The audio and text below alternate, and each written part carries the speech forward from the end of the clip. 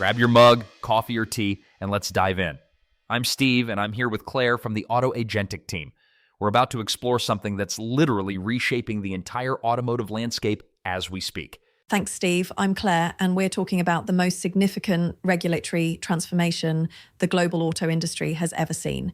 When I say transformation, I mean we're witnessing governments across the world fundamentally rewriting the rules of the road. Auto Intelligence is produced by Auto Agentic AI. New episodes every Tuesday, Thursday, and Saturday. Today, we're diving deep into how new laws are shaping the global rollout of autonomous vehicles and zero-emission mandates. And honestly, the speed of change is staggering. It really is, Steve. Just look at what happened in May 2024. The UK passed the Automated Vehicles Act, and Transport Secretary Mark Harper called it, quote, a milestone moment for our self-driving industry, which has the potential to change the way we travel forever. That's not hyperbole. They're projecting this could unlock a £42 billion sector. £42 billion and 38,000 skilled jobs by 2035. But here's what caught my attention, Claire. They're not rushing this. The implementation timeline got pushed back to 2027, which tells me they're taking safety seriously. What did you make of their liability framework? That's the game changer right there, Steve.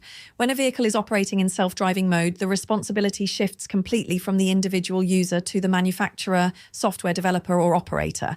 It's a fundamental legal shift that, well, it's designed to build public trust, but it also puts enormous pressure on the tech companies. And they need that trust. The YouGov poll showed 37% of Brits would feel very unsafe traveling in a car without a driver. But companies like Wave just secured over $1 billion in investment, and Uber's Andrew McDonald said they're ready to launch robo-taxis in the UK as soon as the regulatory environment is ready. Which brings us to this fascinating contrast with what's happening across the channel in Europe, Steve.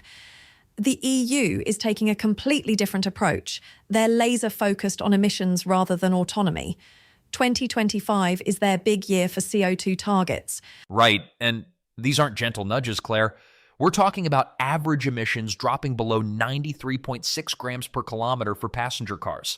That's a 19% reduction from 2024. For light commercial vehicles, it's 154 grams per kilometer.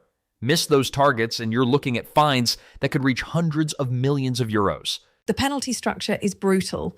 €95 for every gram per kilometre over the target, multiplied by the number of cars sold. So if you miss by 5 grams and sell 100,000 cars, that's €47.5 million right there. But here's where it gets interesting, Steve. The Commission just introduced some flexibility. The 3-year averaging window from 2025 to 2027. Ursula von der Leyen said, the targets stay the same. They have to fulfill the targets, but it means more breathing space for industry. Volkswagen's Oliver Bloom called it a pragmatic approach that does not impact CO2 reduction while providing car makers with flexibility.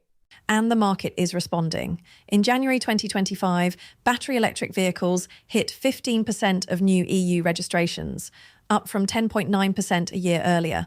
But what's really fascinating is that hybrid electric vehicles surged to nearly 35%. They're actually the most popular choice now among EU car buyers. Meanwhile, petrol and diesel dropped to 39.4% from 48.7%. The transition is happening, but it's not without challenges. Overall new car registrations in the EU actually declined by 2.6% in January. Which brings us to the absolute powerhouse in this space, China. I mean, Steve, the numbers coming out of China are they're staggering. 12.87 million NEV units sold in 2024, accounting for 40.9% of all vehicle sales. And December alone, 1.6 million NEVs sold. That was the 4th consecutive month of record highs, with a 34% year-on-year increase. But what really struck me, Claire, was the infrastructure investment. By the end of 2024, China had 12.82 million charging points. A 49% increase from the previous year. They added 4.22 million new charging points in 2024 alone.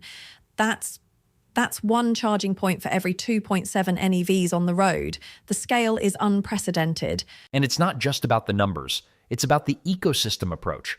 A senior MIT official told us, our policies aren't just about cars. They're about building entire ecosystems from battery recycling to smart grid integration. They're targeting BEVs as the mainstream by 2035. The geographic concentration is interesting too, Steve. Guangdong, Zhejiang, Jiangsu, Shanghai, and Beijing together account for 69% of the country's total charging network. It's very much focused on the economically developed regions first. Now contrast that with the US approach, which is, well, it's uniquely American. You've got this fascinating mix of federal voluntarism and really assertive state-level mandates. NHTSA's AV STEP program is completely voluntary. Manufacturers can submit their safety cases and potentially get exemptions from certain federal motor vehicle safety standards, but there's no requirement to participate.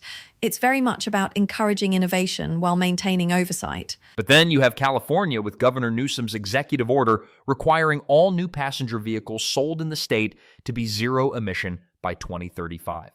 He framed it as both environmental and economic. This is the most impactful step our state can take to fight climate change. And transportation accounts for more than 50% of California's greenhouse gas emissions, so this isn't just symbolic. But the patchwork nature creates real challenges for manufacturers trying to deploy technology across state lines. Japan's taking yet another approach, very incremental, very safety-focused. They revised their road traffic law in April 2023 to allow Level 4 self-driving cars, but only under strict conditions and established routes. The permit system requires operators to submit detailed plans to prefectural police, designate remote oversight personnel, and implement robust cybersecurity measures. They're starting with specific use cases like the 7-seater electric carts in Eheiji, Fukui Prefecture. You're listening to Auto Intelligence, brought to you by Auto Agentic, the platform transforming automotive retail with intelligent, human-centered AI. Now back to today's topic. Australia's developing their automated vehicle safety law, which should be implemented by 2026. They're taking a Commonwealth law approach after extensive consultation. The AVSL will regulate automated driving system entities, holding them responsible for safe operation throughout the vehicle lifecycle. It's built around 3 pillars: first, supply regulation, in-service oversight, and coordination with state and territory road rules. What's fascinating, Claire, is how different these regulatory approaches are, yet they're all responding to the same fundamental shifts. The UK is betting big on becoming an AV hub. The EU is using emissions targets to force electrification. China is building massive infrastructure to support their NEV revolution. And each approach creates different competitive advantages, Steve. The UK's liability clarity could attract AV companies. The EU's strict emissions standards are forcing innovation in electric powertrains. China's scale and infrastructure investment is creating the world's largest testbed for NEV technology. But there are real challenges, too. Public trust remains a huge issue, not just in the UK, but globally. The technology providers are pushing boundaries, but consumers are still wary. Building that trust requires not just good technology, but effective regulation and clear liability frameworks. And then there's the economic impact. We're talking about massive job creation, 38,000 in the UK alone, but also potential displacement in traditional automotive sectors. The transition has to be managed carefully. The environmental stakes are enormous, too. The EU's CO2 targets, California's ZEV mandate, China's BEV ambitions, they're all designed to reduce greenhouse gas emissions and improve air quality. This isn't just about cars, it's about meeting global climate goals. What strikes me is the speed of regulatory adaptation. Governments are having to write rules for technologies that are still evolving. The UK's staged implementation, the EU's 3-year averaging window, China's ecosystem approach, they're all trying to balance innovation with safety and environmental goals. And the industry is responding. Companies like Wave securing billion-dollar investments, Uber ready to launch robotaxis, Volkswagen welcoming regulatory flexibility. There's real momentum building. But fragmentation remains a challenge. Manufacturers have to develop region-specific compliance strategies, adapt to shifting timelines, manage regulatory uncertainty. It's creating both opportunities and headaches. The competition between regulatory models is interesting, though. It's driving innovation and accelerating adoption of cleaner, safer mobility solutions. Each region is essentially testing different approaches to the same fundamental challenges. And the technology providers are playing a crucial role in shaping the regulatory agenda. They're not just responding to rules, they're actively engaging with regulators to ensure safety, transparency, and consumer protection remain at the forefront. Looking ahead, Claire, What do you think are the key factors that will determine success in this new regulatory landscape? I think it comes down to three things, Steve: regulatory agility, technological innovation, and public trust. The regions and companies that can navigate complex regulations, harness emerging technologies, and build consumer confidence will shape the automotive landscape for decades. And the stakes couldn't be higher. We're talking about a fundamental transformation of how people and goods move around the world. The regulatory frameworks being established now will determine whether that transformation happens safely, efficiently, and equitably. What's your take on the timeline? Are we looking at gradual evolution or rapid disruption? I think it's both, depending on the region and technology. The UK's 2027 AV implementation, the EU's 2025 emissions targets, China's 50% NEV penetration. These are all happening in the next few years, but full transformation will take longer. The infrastructure piece is crucial too. China's charging network expansion, the UK's AV testing corridors, the EU's emissions monitoring systems, the physical and digital infrastructure has to keep pace with the regulatory frameworks. And let's not forget the human element. Training, education, workforce transition, these regulatory changes affect millions of people whose livelihoods depend on the automotive industry. Absolutely. The UK's projection of 38,000 new jobs is encouraging, but there will also be displacement in traditional sectors. The regulatory frameworks need to address that transition. What really struck me about this research is how interconnected everything is becoming. It's not just about cars anymore. It's about energy systems, urban planning, digital infrastructure, international trade. The China example really illustrates that, Steve. Their NEV policies are integrated with their energy strategy, their manufacturing goals, their technology development plans. It's a holistic approach that other regions are starting to recognize they need. And the competitive implications are significant. China's early investment in NEV infrastructure and manufacturing is creating advantages that other regions are scrambling to match. The regulatory frameworks are becoming tools of economic competition. Which brings us back to the fragmentation challenge. While competition drives innovation, it also creates inefficiencies.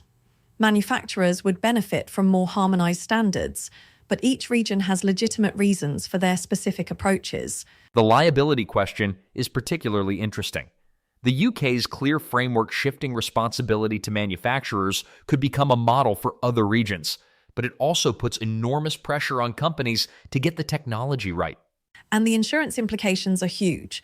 When liability shifts from individual drivers to manufacturers and software developers, the entire risk model changes. That's going to reshape not just automotive, but insurance markets too. Looking at the data we've covered today, the UK's £42 billion projection, the EU's emissions targets, China's 12.87 million NEV sales, what's the biggest takeaway for you, Claire? For me, it's the sheer scale and speed of change. We're not talking about incremental improvements. We're talking about fundamental transformation of one of the world's largest industries. And it's happening now, not in some distant future. The regulatory frameworks being established today will determine whether that transformation creates the safer, cleaner, more connected mobility future we all want. The road ahead is challenging, but the destination is within reach. And as Transport Secretary Mark Harper said, Britain stands at the threshold of an automotive revolution. The same could be said for the world. The regulatory revolution is driving the technological revolution, and together they're reshaping how we think about mobility. That's a perfect place to wrap up today's deep dive into the global regulatory revolution in automotive tech. The pace of change is unprecedented, the stakes are enormous, and the outcomes will affect all of us. Whether it's the UK's Automated Vehicles Act, the EU's emissions targets, China's NEV infrastructure, or the US's state-federal dynamic, one thing is clear. Regulatory agility, technological innovation, and public trust will be the keys to success in this new era. Thanks for joining us on Auto Intelligence. I'm Steve, and I've been here with Claire, both part of the Auto Agentic team. Auto Agentic is a pioneering AI-driven platform transforming the automotive retail industry. Founded in 2024, we deliver intelligent, adaptive solutions designed to help dealerships streamline operations, optimize sales performance, and elevate the customer experience. With a strong commitment to ethical AI, seamless integration, and real-time insights, Auto Agentic empowers dealership teams. We don't replace them. What truly sets us apart is our human-centered, consultative approach. We're LLM agnostic, deeply trained on the nuances of the automotive industry, and we partner closely with OEMs and dealer groups to ensure AI implementation is practical, effective, and aligned with real-world goals. Because true agentic AI isn't just about automation, it's about strategic thinking, collaborative planning, and operational integration. That's why we're known as the most human AI company in automotive retail. We don't just deliver tech, we deliver trusted guidance. This episode was produced by the team at Auto Agentic. Learn more at autoagentic.ai. Until next time, have a wonderful day.